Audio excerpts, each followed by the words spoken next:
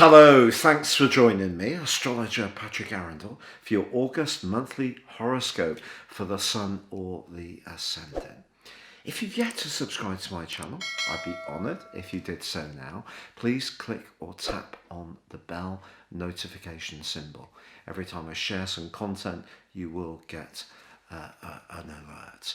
Also, if you'd like to get your free daily horoscope to your device every morning, please see the link below this video and you can sign up.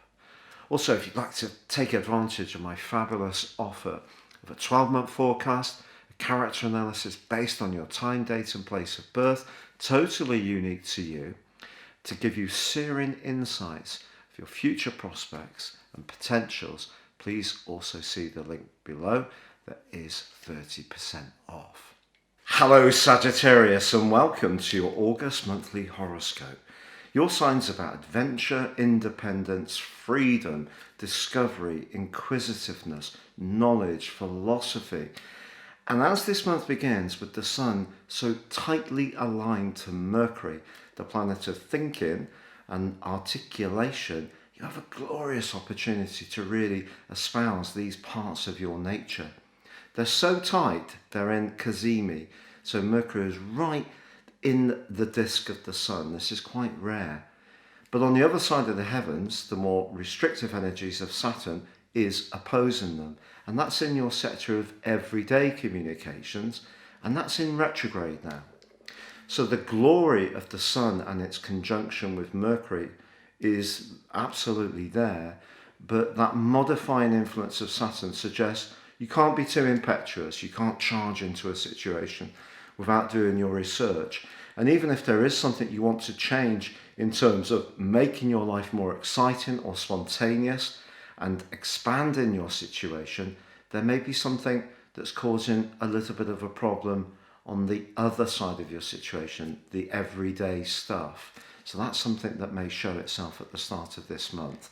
Now, obviously, Saturn and Uranus have been in mortal combat pretty well all year. That has come to a close, but they're still very influential at the start of this month. And through up to the 9th, the Sun in your sister fire sign of Leo is in a right angle to Uranus, which is in your sector of everyday organisation, where you make sacrifices, where you work, services you provide. Now, Uranus is about innovation, but it's also about truth.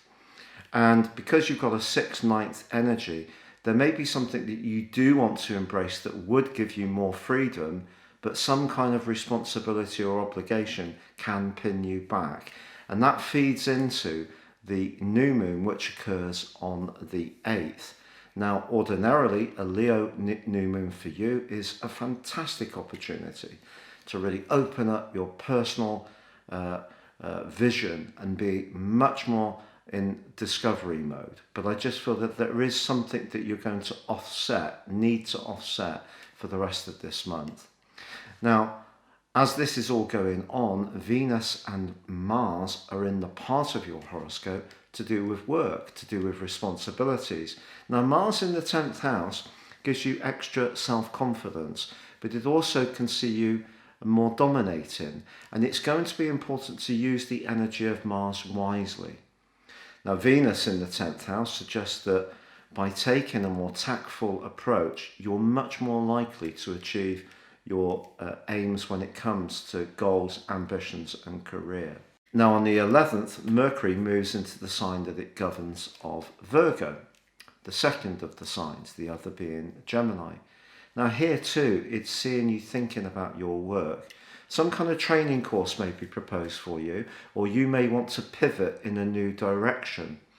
But also on the 15th, there is a quarter moon in your 12th house. And this is angling to the Sun in the 9th house. Over the next week, you could be surprisingly more sensitive than usual.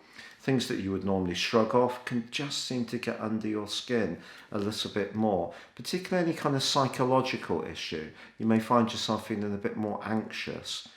But the 16th is a glorious event because Venus, the planet of love and affection, but also Lute, moves into your sector of friendship.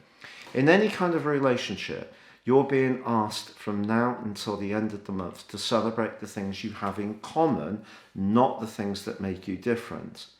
Now on the 20th, Uranus goes into a retrograde. So that whole concept of work, organisation, everyday life structure may need to go through an extended review, which is going to go on until the 17th of January next year. However, the 22nd is a very important day this month. Not only is there a blue moon, the second full moon in the sign of Aquarius in the month, but this one links with Jupiter, your ruler. And this can be very good for you. Some kind of communication can flourish at the end of this month, which is very reassuring for you. But on the 22nd, later in the day, the sun climbs into the 10th house, joining up with Mercury and joining up with Mars.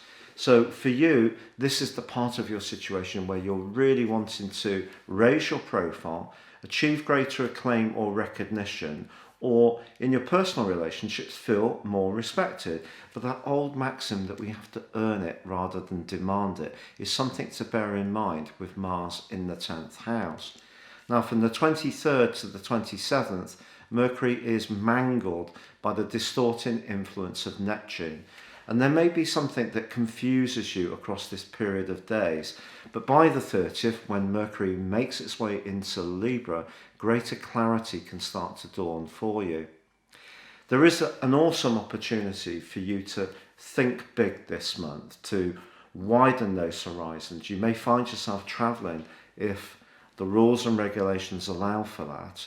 But I just feel that with Saturn in that opposition with the Sun and Mercury at the start of this month, choose your words carefully.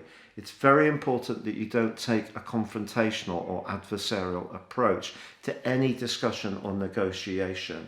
And then later in the month, you can really, pitch for those jobs, those roles, do those presentations, raise your profile about the ideas you've got that you think are particularly of interest. And because of the fact that Uranus is in your 6th house, the more innovative you can be around work, and even if you're thinking of working for yourself, or even how you organise your life, the more flexible and fluid it is, the better it will be for you.